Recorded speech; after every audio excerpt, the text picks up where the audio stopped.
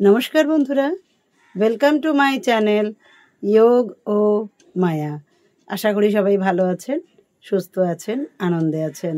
সবাইকে আমার পক্ষ থেকে অনেক অনেক শুভেচ্ছা, অভিনন্দন এবং ভালোবাসা।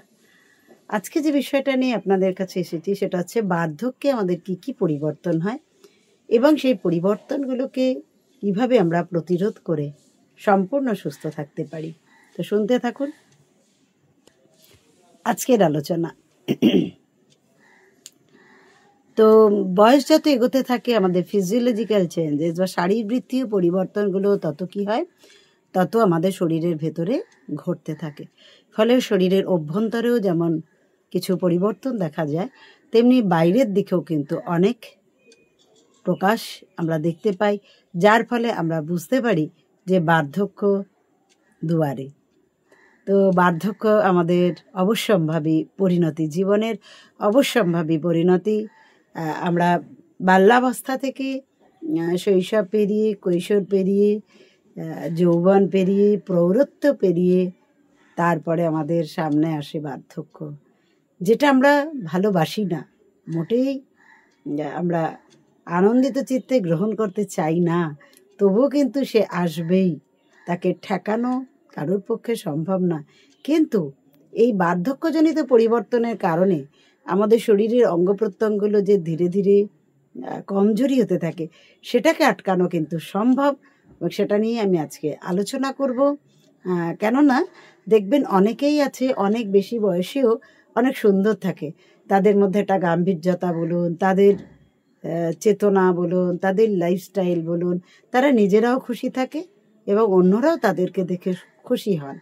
আবার কোনো কোনো মানুষ থাকেন যাদের ধীরে ধীরে ঔজ্জ্বল্যতা হারিয়ে যায়, তাদের শীর্ণ হয়ে যান, জীর্ণ হয়ে যান, রোগে ভোগে তারা একা, কি বলবো, তাদের আর কোনো কিছু আর মনের ভেতরে অবশিষ্ট থাকে না বেঁচে থাকার, এবং তাদের শরীর মন দুটোই যেন ভেঙে যায়, সম্পূর্ণভাবে ভেঙে যায়। আত্মবিশ্বাসও তাদের হারিয়ে যেতে থাকে ধীরে ধীরে। যত বয়স বাড়তে থাকে তত উচ্চতাও কমতে থাকে, হাইটটাও আস্তে আস্তে কমে যায়। মূলত 60 বছরের মধ্যে দেখা যায় যে 1 ইঞ্চির 4 ভাগের 3 ভাগ হাইট কমে গেছে। এছাড়াও কোলাজেন প্রোটিন সংশ্লেষ বন্ধ হয়ে যাওয়ার ফলে পেশির ক্ষয় শুরু হয়ে যায়। পেশির ক্ষয় শুরু হয়ে গেলে কি হয়, মাংসপেশিগুলো দুর্বল হয়ে যায় এবং স্কিনগুলো খুব ঢিলে হয়ে যায়, ইলাস্টিসিটিটা হারিয়ে যায় মাংসপেশির। 70 বছর বয়সের মধ্যে প্রায় 50 ভাগ পেশি নষ্ট হয়ে যায়। তার ফলে কি হয়, দেহের আয়তনটাও অনেকটাই কমে যায়, আর ক্ষয়ে যাওয়া পেশির অভাব পূর্ণ করে দেহে জমে থাকা বা সঞ্চিত চর্বি এবং জল। ফলে কি হয়, সেলগুলো এবং স্কিনেও জল জমতে থাকে, চুল পেকে যায়, চুল ঝরতে থাকে। যত বয়স বাড়তে থাকে তত বেশি চুল পাতলা হয়ে যায়। চুল কেন সাদা হয়ে যায়? কারণ মেলানিন হলো আমাদের এমন একটি উপাদান যেটা আমাদের চুলকে কালো করে। টাইরোসিনেজ নামে এমন একটি এনজাইম আছে যেটাই মেলানিন উৎপাদন করতে কাজে লাগে, কিন্তু যত বয়স বাড়তে থাকে ততই টাইরোসিনেজ নামে এনজাইমটার ঘাটতি দেখা দেয়। ফলে কি হয়, ফলে আর মেলানিন উৎপাদন হতে পারে না। ফলে মেলানিন যখন উৎপাদন হতে পারে না, তখন চুলের রঙও আর কালো থাকে না, ধীরে ধীরে সাদা হতে থাকে। আর যত বয়স বাড়ে হেয়ার ফলিকলগুলো দুর্বল হতে থাকে, ফলে এমনি সাধারণ মানুষের 50 থেকে 60টা বা 100টা চুল দিনে গড়ে উড়ে যায়। তারপরে বয়স হলে কি হয়, হেয়ার ফলিকলগুলো দুর্বল হয়ে যাওয়ার ফলে আমাদের আরও বেশি করে চুল ঝরে পড়তে থাকে এবং ফলে চুলটা পাতলাও হয়ে যায়। কারো বাবার টাক পড়ে যায়। আর এছাড়াও এই এই এই যে ঘটনাগুলো ঘটে শরীরের মধ্যে, পুরুষদের অ্যান্ড্রোজেন হরমোন এটার জন্য দায়ী হয়, আর মহিলাদের ইস্ট্রোজেন হরমোনের জন্য দায়ী হয়। ফলে কি হয়, এই চুল পড়ে যাওয়া, চুল পেকে যাওয়া, টাক পড়া, চুল ঝরে যাওয়া, এই সমস্যাগুলো কিন্তু বয়সজনিত একটা স্বাভাবিক কারণ হিসেবেই আমরা বুঝতে পারি বা জানতে পারি। আর কি হয়, দাঁত নড়ে যায়, দাঁত পড়ে যায়, দাঁতে আমরা বলি পোকা লেগেছে, দাঁতের ওপরে যে একটা আবরণ থাকে এটাকে আমরা বলি এনামেল। আর ভেতরে কি থাকে? ভেতরে থাকে ডেন্টিন নামক একটি সজীব অংশ। এই সজীব অংশে ডেন্টিনের মধ্যে পাল্প নামক একটা অংশ আছে, যেখানে একগুচ্ছ নার্ভ থাকে, এবং যত বয়স বাড়ে এই একগুচ্ছ নার্ভ কি হয়, তারাও দুর্বল হতে থাকে, ইনঅ্যাক্টিভ হতে থাকে। ফলে দাঁতে কনকন করা, দাঁত ফুলে যাওয়া, এই সমস্যাগুলো দেখা দেয়। দাঁতে সিমেন্টাম নামে একটা পদার্থ থাকে, যেটা দাঁতকে মাড়ির নিচে যে হাড় আছে তার সঙ্গে যুক্ত করে রাখে। বয়স যত বাড়ে এই হাড়টা ক্ষয়ে যাওয়ার ফলে দাঁতগুলো কিন্তু নড়বড়ে হয়ে যায়। এছাড়াও আমরা ডেন্টাল ক্যারিজ, এই সমস্ত সমস্যা দেখা দেয়, কারণ আমরা যে সারাদিনে খাবার খাই, খাবার পরে সবসময় ভালো করে মুখ ধুই না। কিন্তু নিয়ম হচ্ছে সবসময় যখনই খাবেন তখনই মুখটা কুলকুচি করে ধোয়া। এর ফলে কি হয়, দাঁতের ভেতরে জীবাণু থাকে, সেই জীবাণুগুলো মুখের ভেতরে থেকে সেটা লালা রসের সঙ্গে যুক্ত থেকে একটা বিক্রিয়া তৈরি করে, এবং তার ফলে কি হয়, দাঁতের ভেতরে ল্যাকটিক অ্যাসিড উৎপন্ন হয়। এই ল্যাকটিক অ্যাসিড দাঁত ক্ষয়ে যাবার অন্যতম কারণ। আবার দাঁতগুলো ক্ষয়ে ছুচলো হয়ে যায়, ছুচলো দাঁত গালে বা মাড়িতে ধাক্কা দেয়, ধাক্কা দিলে সেখানটা ওটা ক্ষত সৃষ্টি হয়। সেই ক্ষতটা দীর্ঘদিন ফেলে রাখলে সেটা ক্যান্সারে পরিণত হতে পারে। আর আগে থেকেই যদি সাবধান হওয়া যায় তাহলে সেটাকে ঠিক করে নেওয়া যেতে পারে। কিন্তু দাঁত ক্ষয়ে ছুচলো হয়ে গেলে, বয়স হয়ে গেলে এই রকমের সমস্যা দেখা দেয়। নিঃশ্বাসে দুর্গন্ধ হয়, মাড়িতে ঘা হয়, রক্ত পড়ে, এসবই হলো বয়স জনচিত দাঁতের সমস্যা। বয়স হয়ে গেলে যদি দুপাটি মুক্তোর মতো দাঁত চান, তাহলে অবশ্যই প্রত্যেক দিন দুবেলা ভালো করে তো দাঁত মাজবেনই। এছাড়াও যখনই কোনো কিছু খাবার খাবেন তখনই কুলকুচি করে মুখ ধুতে হবে। আর এর সঙ্গে যেটা বলবো, যে মিষ্টি খাবার, চকলেট, ফাস্ট ফুড, তেলে ভাজাভুজি জিনিস, এগুলো কিন্তু এড়িয়ে চলতে হবে। তবেই কিন্তু মুক্তোর মতো দুপাটি শাড়ি দিয়ে থাকবে আপনার। এরপরে বলবো যে ভিটামিন এ, ডি, ক্যালসিয়াম, এগুলো যেহেতু ক্ষয়ে যায়, তারও একটা প্রভাব পড়ে দাঁতে, হাড়ে, তাই না? এছাড়াও বয়স হলে কি হয়, কানে কম শোনা। এটা একটা বিরাট সমস্যা। বয়স যত এগোয় তত বেশি কানে কম শুনতে থাকে মানুষ। কেন না, শ্রবণ স্নায়ু যেটা আছে, যে নার্ভ আছে, সেই নার্ভটা কি হয়, সেই নার্ভটা, যেটাকে আমরা অডিটরি নার্ভ বলি, সেই অডিটরি নার্ভের অ্যাক্টিভিটিস ধীরে ধীরে কমতে থাকে। ফলে কানে শোনার ক্ষমতাও কিন্তু ধীরে ধীরে হ্রাস পেতে থাকে। সবশেষে বলবো যে কি করবেন, এর সাথে গ্যাস, অম্বল, অ্যাসিডিটি তো আছেই, সারা জীবনের বন্ধু।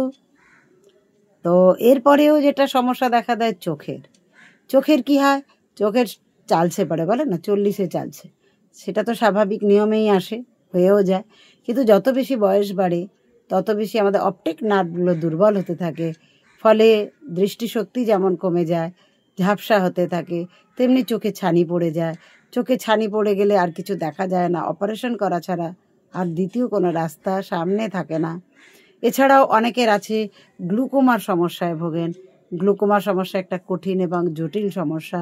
এই সমস্যা থাকলে মানুষ অন্ধ পর্যন্ত হয়ে যায়। এই গ্লুকোমার সমস্যাতেও অনেকে ভোগেন। এছাড়াও যাদের ডায়াবেটিস আছে, তারা ডায়াবেটিক রেটিনোপ্যাথি সমস্যায় ভুগতে থাকেন এই বয়সে। তো সেই কারণে সঠিকভাবে চোখের ডাক্তার তো অবশ্যই দেখাবেন। সেই সঙ্গে চোখের জন্য কিছু ব্যায়াম, কিছু আসন, কিছু প্রাণায়াম এবং ঘরোয়া কিছু উপাচার আছে, এগুলো নিশ্চয়ই ব্যবহার করুন, মেনে চলুন, চোখ অবশ্যই ভালো থাকবে। এছাড়া এই বয়সে বাতের ব্যথায় কাবু হয়ে পড়েন, যে গাউট বলুন, আর্থারাইটিস বলুন, সার্ভাইকাল স্পন্ডলাইটিস বলুন, স্পন্ডাইলোলিসিস বলুন, স্পন্ডাইলোলিস্থেসিস বলুন, বিভিন্ন রকম জয়েন্টের প্রবলেম, সে হাঁটু বলুন, হাত বলুন, আঙুল বলুন, ঘাড়, সমস্ত জায়গায় যেন ব্যথা, ব্যথা আর ব্যথা। কিন্তু এই ব্যথায় আক্রান্ত হয়ে যাবার পর সেটাকে ঠিক তো করবার জন্য প্রতিদিন অবশ্যই আপনার লাইফস্টাইলকে পরিবর্তন করবেন। কিন্তু তার সাথে কথাও বলবো, 40 বছর বয়সের আগে থেকেই সাবধান হয়ে যেতে হবে এই বাতের ব্যথাকে জয় করতে গেলে। তো পরে বলবো যে এই ব্যথা বা চোখের জন্য কি কি করবেন। এরপরে যে সমস্যাটা বলবো সেটাও খুব কমন সমস্যা, কোলেস্টেরল, হাই কোলেস্টেরল। আমাদের শরীরে দু প্রকার কোলেস্টেরল আছে, একটা এইচডিএল, একটা এলডিএল। এইচডিএলটা আমাদের কি করে, রক্তনালীতে যে চর্বিটা জমে থাকে সেটাকে সরিয়ে দেবার জন্য কাজে লাগে। আর এইচডিএল হলো নিজেই রক্তনালীর মধ্যে জমে বসে থাকে। তো যার জন্য এইচডিএলটাকে গুড কোলেস্টেরল বলা হয়, আর এলডিএলটাকে খারাপ কোলেস্টেরল বলা হয়। এই কোলেস্টেরল কি করে, আমাদের হার্ট অ্যাটাকের সমস্যাকে বাড়িয়ে দেয় বা হাই প্রেশারের সমস্যাকে বাড়িয়ে দিতে পারে। তো সেই কারণে কোলেস্টেরল সম্পর্কে অবশ্যই সাবধান হতে হবে। তো সেই জন্য বলবো যে আনস্যাচুরেটেড ফ্যাট তো আমাদের শরীরে প্রয়োজন আছে, কিন্তু আনস্যাচুরেটেড ফ্যাট খেতে পারলে বেশি ভালো হয়। তো এর সঙ্গে যেহেতু হাই প্রেশার বলুন, হার্ট বলুন, সঙ্গে সঙ্গে একদম বন্ধুর মতো হাত ধরে চলে আসে, তো সেই ক্ষেত্রেও সাবধান থাকতে হবে। হার্ট দুর্বল হলে হবে না। হার্টকে ভালো রাখার জন্য প্রত্যেক দিন কী করবেন আমি সবশেষে অবশ্যই বলে দেবো। এছাড়াও আছে ডায়াবেটিসের সমস্যা, ইউরিন প্রবলেমের সমস্যা, ফুলোমনের সমস্যা। ডায়াবেটিস তো একটা কমন প্রবলেম, এটা ছোট থেকে শুরু করে বয়স্ক যে কোনো মানুষেরই হতে পারে। ম্যাক্সিমাম মানুষ ডায়াবেটিসের সমস্যায় ভুগছেন, এবং সেই ডায়াবেটিসের সমস্যা থেকে আরও অনেক রকম সমস্যা তৈরি হচ্ছে। তো সেই জন্য ডায়াবেটিস একটা কমন সমস্যা। এছাড়াও ইউরিন প্রবলেম, যেহেতু পেশিগুলো ক্ষয়ে যায়, পেশির ইলাস্টিসিটি নষ্ট হয়ে যায়, পেশিগুলো দুর্বল হয়ে যায়, ফলে কি হয়, ইউরিনের প্রবলেম দেখা। একটু বেশি বয়স হয়ে গেলে কি হয়, ইউরিনটাকে ধরে রাখতে অসুবিধা হয়। তো এটা পুরুষ মহিলা দুজনদেরই হতে পারে। তো সেই ক্ষেত্রে সাবধান তো অবশ্যই হতে হবে, এবং হতাশায় না ভুগে, আত্মবিশ্বাস না হারিয়ে যা করলে ভালো থাকবেন সেটা অবশ্যই করবেন। আর ভুলোমন তো এই বয়সের একটা বিশেষ কঠিন সমস্যা। এই যেটা মনে পড়লো পরক্ষণে সেটা ভুলে যাওয়া, বা অনেক সময় সেই ভুলো মনটা অনেক জটিল সমস্যা তৈরি করে দেয়। সে অ্যালঝাইমারের মতো সমস্যা বলুন, ডিমেনশিয়ার মতো সমস্যা বলুন, কোনো মানুষের আবার অনেক আগে থেকেই সিজোফ্রেনিয়ার সমস্যাও বর্তমান থাকে। তো এই যে প্রবলেমগুলো বললো খুব কমন প্রবলেম। এছাড়াও জটিল প্রবলেম তো অনেকই আছে। কারোর লিভারের ক্যান্সার হয়ে যায়, কারোর এমনিই শরীরে ক্যান্সার হয়ে যায়, এছাড়া শরীরে জল ভরে যায়, কিডনি ফেলিওরের মতো সমস্যা দেখা দেয়। এরকম বহু রকম, মানে যে কোনো অর্গান নিয়ে সমস্যা থাকে। এছাড়াও মনের সমস্যা, যেটা বললাম ভুলো মন, এই মনের সমস্যাটাও কিন্তু সবচেয়ে বেশি আসে। শুধু যে ভুলে গেলে এটা একটা সমস্যা তা নয়, আমাদের কনফিডেন্স হারানো, মনে সাহস বা শক্তি না থাকা, এটাও কিন্তু একটা সমস্যা। তো চলুন আজকে এখন বলবো প্রতিরোধের কথা। এই যে বয়স বাড়লে প্রথমেই বলেছি হাইট কমে যায়। হাইট কমে গেলে কি করতে হবে, প্রত্যেক দিন এক্সারসাইজ করুন। বিনা এক্সারসাইজে বয়স হলে আপনি সুস্থ থাকতে পারবেন না। কমসে কম পিঠ সোজা করে আপনি হাঁটুন, 5 minute, 10 minute, 15 minute, 20 minute, 30 minute হাঁটুন, বা হালকা হালকা জগিং করুন। কিন্তু এটা 60 পেরিয়ে গেল, 70 পেরিয়ে গেল, তারপর যারা করছেন তাদের ক্ষেত্রে ফিট থাকা, হ্যাঁ, যার ক্ষেত্র প্রস্তুত আছে তো তাড়াতাড়ি হবে, যিনি আধারযুক্ত হয়ে আছেন। আর যিনি আধারযুক্ত নন তার তো একটু সময় লাগবেই। তো আমি সেই জন্য বলবো 40 বছর বয়স পড়তে না পড়তেই আপনি আপনার দৈনন্দিন রুটিনকে চেঞ্জ করে নিন। যত দৈনন্দিন রুটিনকে চেঞ্জ করবেন তত বেশি ভালো থাকবেন। কারণ এই যে হাইটটা কমে যাচ্ছে, অর্থাৎ স্পাইন ছোট হয়ে গেছে, এক তো স্পাইনে ক্ষয় আছে, তার উপরে আবার ধীরে ধীরে বেঁকে যেতে থাকে, হয় কাইফোসিস হয়, নয় লর্ডোসিসের প্রবলেম হয়। তাই সেই কারণে প্রত্যেক দিন যদি আপনি হাঁটা প্র্যাকটিস করেন, সামনে 10 পা হাঁটলেন তো পিছনে 10 পা হাঁটলেন, এইভাবে প্রতিদিন 10 মিনিট, 15 মিনিট, আধা ঘন্টা হাঁটুন। এছাড়া তারাসন অভ্যাস করুন, বা ওয়াল ক্রলিং অভ্যাস করুন, বা যষ্ঠী আসন অভ্যাস করুন। আপনার শীত দ্বারা সোজা থাকবে, টান টান, তাই হাইট কম দেখাবে না। এছাড়াও আপনাকে কি করতে হবে, প্রত্যেক দিন স্ট্রেচিং কিছু এক্সারসাইজ আছে, সেই স্ট্রেচিং এক্সারসাইজগুলো আপনাকে আপনার অভিজ্ঞ শিক্ষকের মাধ্যমে প্র্যাকটিস করতে হবে, তবেই কিন্তু আপনি ভালো থাকবেন, নচেত কিন্তু সম্ভব না। এটাতে যে শুধু স্পাইনের সুবিধা হবে তা নয়, এতে আমাদের নার্ভগুলো স্ট্রেচড হবে, নার্ভগুলোর মধ্যে ইম্পালস যাবে, ফলে নার্ভও কিন্তু অ্যাক্টিভ থাকবে, এবং যখনই নার্ভ অ্যাক্টিভ হয়ে যাবে তখন গোটা বডিটাকে কন্ট্রোল করা দুঃসাধ্য হবে না বলেই আমি মনে করি। তো আপনারাও নিশ্চয়ই সে কথাই মনে করেন। এছাড়া কোলাজেন, প্রোটিন সংশ্লেষ, এটা তো আমাদের নিয়ম, বার্ধক্যের একটা পরিণতি। তো যাতে করে এই কোলাজেনটা ঠিকঠাক থাকে, তাই একদম কম বয়স থেকে খাওয়ার উপর সচেতন হতে হবে। কোলাজেন সমৃদ্ধ খাবার যেমন খেতে হবে, তেমনি উল্টো পাল্টা আজে বাজে খাবার খেয়ে নিজেদের জীবনে যেই হারিয়ে যাওয়া সময়টাকে আর হারিয়ে থাকবেন না যদি 40 বছর বয়স থেকেই আপনি সচেতন হয়ে যান। একদম আপনি পূর্ণ যৌবন বা হারিয়ে যাওয়া যে সময় বা হারিয়ে যাওয়া যে বয়স, সেটাকে ফিরে পেতে এতটুকু আপনার কষ্ট হবে না। তাই আপনি আগে থেকেই সচেতন হয়ে যান। যারা পরে গিয়ে সচেতন হচ্ছেন তারাও সচেতনই থাকুন। আপনি যেটুকু উপকার পাবেন সেটুকুই আপনার প্রাপ্য ফল। আপনি সেটুকুই উপভোগ করতে করতে এগিয়ে চলুন সামনের দিকে। এই যে বললাম পেশি ক্ষয়ে যায়, পেশিগুলো দুর্বল হয়ে যায়, পেশির ইলাস্টিসিটি কমে যায়, মাসলে। তো সেটার জন্য কি করবেন? ওই একই কথা বলবো, প্রত্যেক দিন কিছু ফ্রি হ্যান্ড এক্সারসাইজ করুন, কিছু আসন অভ্যাস করুন।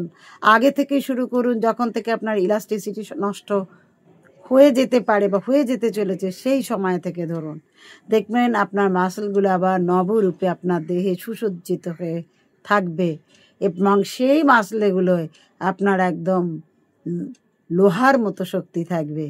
আপনি নিজেই বুঝতে পারবেন যে আপনার শরীর আর দুর্বল নেই। বয়সকে জয় করা এমন কিছু কোনো ব্যাপার না। যদিও বিজ্ঞান সম্মত উপায়ে আমাদের বয়স ধীরে ধীরে এগিয়ে যাবে, একথা তো সত্য, তবু আমি একথা বলবো যে দেখবেন আবার নবরূপে, নতুন রূপে নিজের যৌবনকে আবার ফিরিয়ে আনতে এতটুকু সময় আপনার লাগবে না। আর পরিণতিকে মেনে নিয়েও। এরপরে বলবো চুল ঝরে যায়, দাঁত পড়ে যায়, তার জন্য কি করবেন? এক তো আপনি প্রত্যেক দিন, আমি একটা সহজ বিষয় বলবো যে অনুলোম বিলোম প্রাণায়াম আপনি প্রাণায়াম অবশ্যই করুন। প্রাণায়ামে 15 মিনিট থেকে আধ ঘন্টা সময় দিন, প্রত্যেক দিন প্রাণায়াম করুন। এছাড়াও আপনি যদি প্রতিদিন অভ্যাস করেন, শশঙ্গাসন বলুন, শীর্ষাসন বলুন, এগুলো যদি করতে থাকেন তাহলে আপনার চুল ঠিক থাকবে। আর একটা কথা বলবো, গ্যাস, অম্বল, বদহজম এগুলো যাতে না হয়, আপনি যা খাবেন যেন সেটা হজম হয়, সেই ধরনের খাবার খান, যাতে অম্বল না হয় বা বদহজম না হয়। এগুলোর জন্য কিন্তু চুল অনেক সময় ঝরে পড়ে যায়, পাতলা হয়ে যায়, ভেতর থেকে পুষ্টি পায় না। তাই এমন কিছু খাবার গ্রহণ করুন যাতে আপনি পুষ্টি পাবেন। তাই ব্যালেন্স ডায়েট করতে শিখুন। আবার অন্যান্য ভিডিওগুলো একটু ফলো করবেন, সেখানে অনেক কিছু বলা আছে। তাই এত কম সময় এটা বলছি না। কি করবেন একটু শুনলেই বুঝতে পারবেন যে কি করে বয়সকে আপনি বেঁধে রাখবেন। তো দাঁত নড়ে গেলে কি করবেন, একটু তখন তো বলার সময় বলেইছি। দুবেলা শুধু নয়, আপনি যখনই কিছু খাবেন মুখ কুলকুচি করে ধুয়ে ফেলেন। মুখ যত কুলকুচি করে ধোবেন তত আপনার দাঁত সুরক্ষিত থাকবে। কানে কম শোনার জন্য আপনি ভালো ডাক্তার নিশ্চয়ই দেখাবেন। এর জন্য আমি বলবো কর্ণপিরান্তক প্রাণায়াম করুন বা অনুলোম বিলোম প্রাণায়াম করুন। এই দুটো কিন্তু ভীষণ সহযোগী। এছাড়া কিছু আকুপ্রেশার পয়েন্ট আছে, সেই আকুপ্রেশার পয়েন্টগুলো আমি এর আগেও কিছু কিছু দেখিয়েছি, আবার পরে দেখিয়ে দেবো যে কানের জন্য বা চোখের জন্য আপনি কি কি করবেন। তো কানের জন্য করুন, চোখের জন্য ভালো ডাক্তার অবশ্যই দিয়ে চেক আপ করিয়ে নিন, কিন্তু প্রত্যেক দিন ত্রাটক করুন বা মানে যখন উদীয়মান সূর্যের দিকে আপনি তাকিয়ে থাকুন বা সবুজ ঘাসের দিকে তাকিয়ে থাকুন, আপনার দৃষ্টিশক্তি উন্নত হবে, ভালো হবে।